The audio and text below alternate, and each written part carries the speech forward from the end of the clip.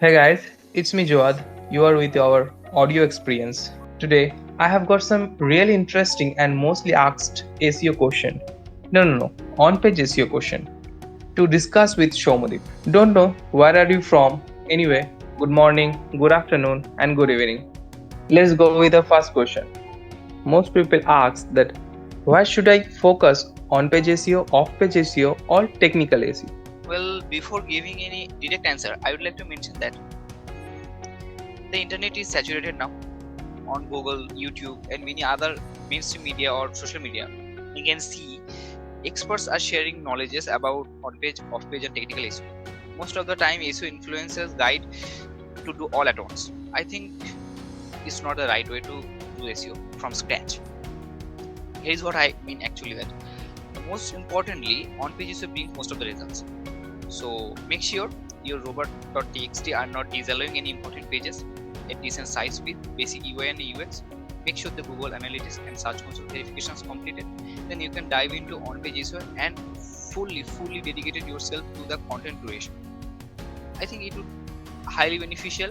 In my SEO career, I have seen that most of the results, near about 80 to 85% results come from on-page SEO. So is beneficial also, and technical SEO and off-page SEO could be done later also. There are so many examples where sites are bringing traffic using only on-page SEO on their sites.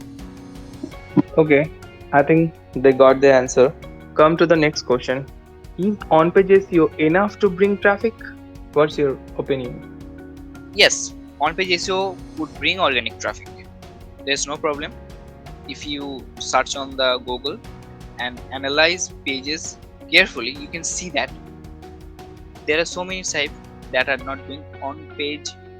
Sorry, that are not actively link building, but they're bringing on-page traffic. So I think is beneficial if you focus on content creation and on-page SEO. It's enough at initial stage to bring traffic. Now it depends on the client. If you're doing on your site, then I will suggest do on-page SEO first.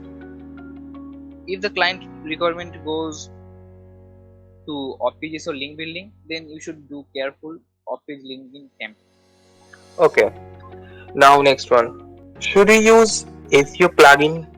Well, there is no problem if you use SEO plugin. There are so many SEO plugins. One of them I could mention Yoast or RankMate for WordPress. But the problem is that you can use it, but you have to be careful. Here is what I mean by that. Once you install the plugin on your WordPress, it will guide you so many things that you can do on the page. And after completing all the instruction, the red button will turn into green button, and this is an indication that you can now hit the post button. When I started SEO back in 2019, I think this is the extreme kind of optimization that I can do for my site. But after that, I gradually realized that there are so many other on-page optimization that I can do for my pages individually. So yes, you can use SEO plugins, but you have to understand the core principles of on-page SEO that is guided by Google and other search engines. Okay, the fourth one. Most people ask this question. How often should I repeat the main keyword in the content? Well, actually, this is a wrong question as well as approach. I mean, look, how often should you repeat a keyword or key phrase is not important, at least as per the guideline of Google. Google not guide us to repeat the keywords as much as possible to rank high. This is illogical. SEO explanation or strategy would be done for a site. Eventually, it can harm a site also. So, how did you figure out it? I mean, how many times should we repeat it? Ask yourself how many times the co-occurring phrases or words should be naturally discussed on a page to make it enriched for the reader as well as the searching. That's all. There is no perfect count. There are so many SEO journals, including Mall, SEO journals, and many other SEO journals. But you can see a definite calculation that will show you how many times the main keywords or focus keywords should be repeated. I have tried it with the entire 2020.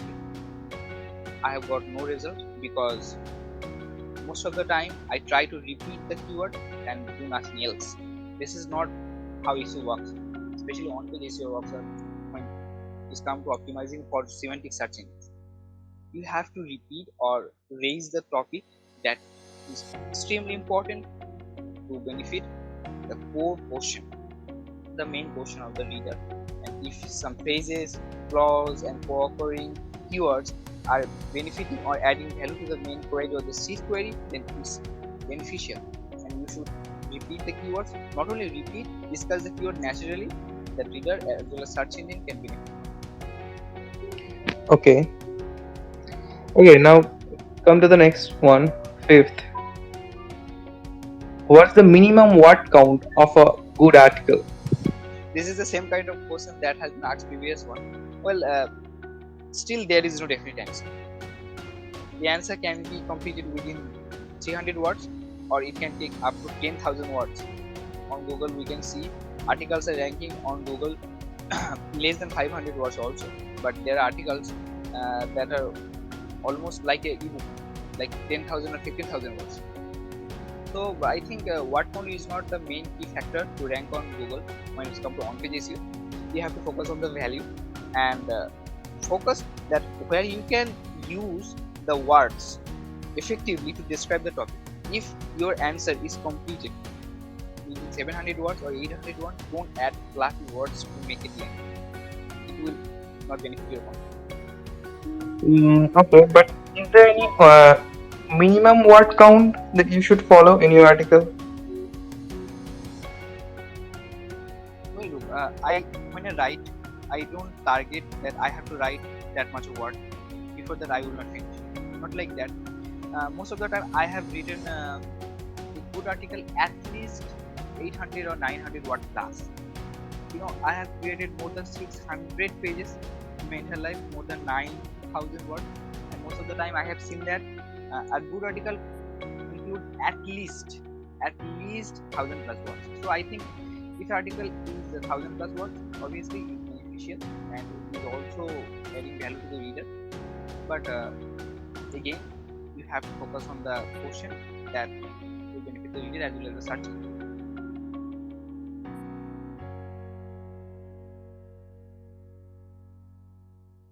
Okay.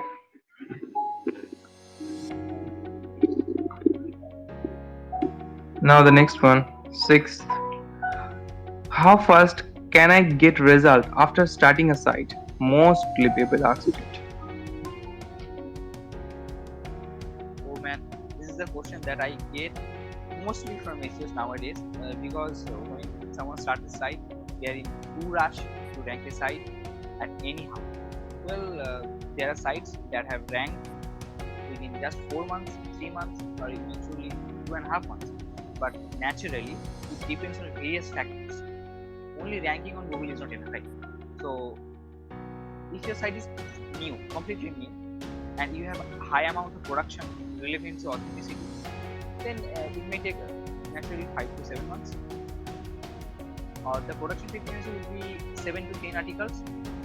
Kind of depends on the niche and the industry and the competition also.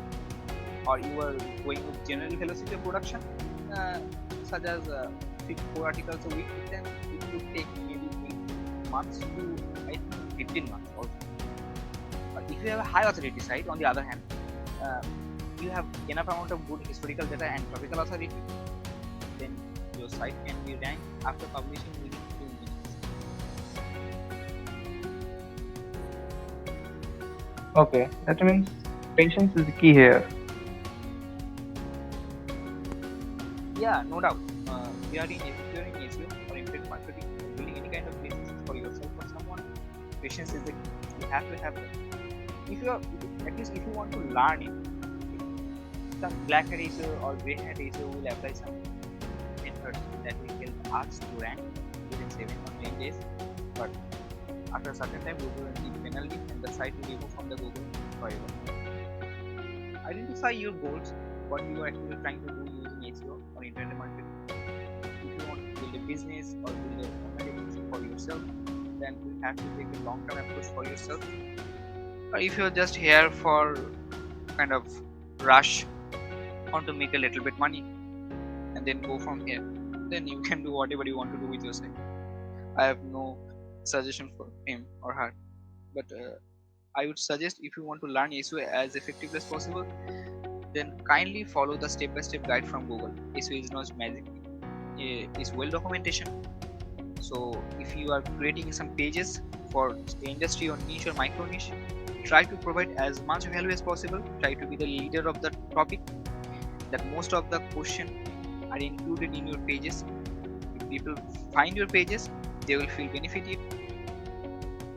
They will find it beneficial, and after reading it, you will not visit any other indexed article on the same query on the search page. Okay, now come to the next one. Seventh, how do internal link help to rank high? Well, not just internal links helps to rank high. Let me share you a story about myself. When I started SEO in 2019, I used to add as much as interlink possible in my pages to rank high. I have run this campaign from near about 6 to 7 months, and there were no results. After a time, I figured out that only internal links is not enough, and people have a misconception about that. You should add internal links to improve the topical authority of the page. Well, it's important to improve the topical authority of the page, but if the page that you are linking with the seed page is not benefiting the reader, then there is no make sense to add any other page to this seed page. So obviously internal links are extremely beneficial, but only when this is adding value to the reader as well as the search engine. So how internal links will beneficial? How internal links will help a reader as well as search engine? This is the right question that most SEOs should ask to themselves. So the key terms should be that, first of all, identify the anchor text that would be helpful for reader, that would be clickable, that would be improve the overall topical authority of the page. Then add the anchor text, make sure it is visible, it is not pale or any other color, it is completely visible, that user can click and visit to any other pages of your site, and the search engine will consider it as a do follow. So follow this kind of things. I think this kind of approaches of internal links will help you rank high. So,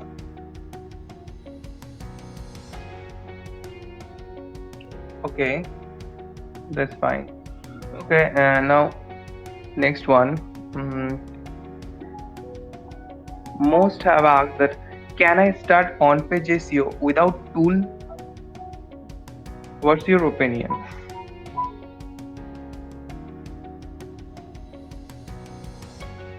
oh well, let me ask you first. Why do we think that we cannot start SEO without SEO tools? I mean, before coming tools back in 2007 or 2008, there were SEO exist in the industry. So how they are operating the campaign? Yeah, you are right. Yeah, kind of all you need to do is to open the Search Central forum, read all the articles related to technical SEO, on-page SEO, and off-page SEO, and apply them step by step with enough logic and enthusiasm. If you are consistent enough, if you are thinking about the reader, if you are thinking about the question, if you are trying to write the best possible answer for this query, and you are adding constantly value to the readers as search engines, and the demand and supply curve is balanced, then your site will grow gradually. There's no problem with it. Don't worry. Keep working. It will grow. Okay, that's satisfied. Now, next one. Should I use custom image or real image? Well, it depends on the industry, but most of the time, if you're trying to build your credibility or authority, it's better to have real life images. Maybe you open your smartphone and capture some pictures from your table, desk, or gardens, and a little bit editing, then add it to your web pages. It will be much more effective than custom or any other animated images. But again, it depends on the industry. There are so many industries where people use animated images, and it's extremely helpful for readers to understand the animated images from there, because animation is a demand there. But again, it depends on the industry. So find your own industry pattern, little bit research on it. But most importantly, you should understand that the images should be optimized for the web pages also, not the type of image. Yes, most of the time people use PNG images on web pages that makes the page heavy for site speed. So I think you can reply about it. Which kind of images should we use on pages to optimize the page for site speed? Of course, I don't recommend PNG or JPG images. I suggest to use WebP for images and WebM for videos. It will help to optimize and smooth your site. Okay, then we came to the last question, number 10. How to optimize images or videos for on-page SEO. When it comes to image optimization and media file optimization, we have to take approach in both ways. Optimize for technical help, optimize for also users or readers. So how can you optimize it? First of all, search on Google that which kind of images are used on your industry, that which kind of articles are indexed, which kind of images, colors, shades, are they using animated images or real life images, what kind of demand is there.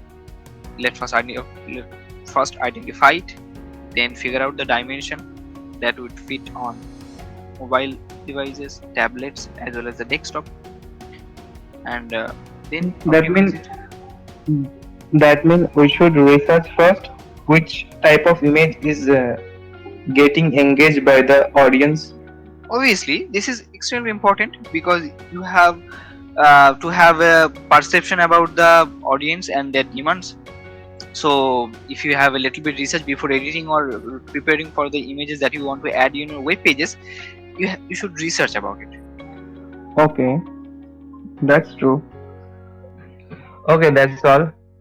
Uh, you can finish now, Somo. Well, thanks guys. I appreciate all SEOs who try to rank their sites or try to improve their sites every single day. Hope you guys will succeed in your career. Wish all of you a positively progressive SEO day. See you soon.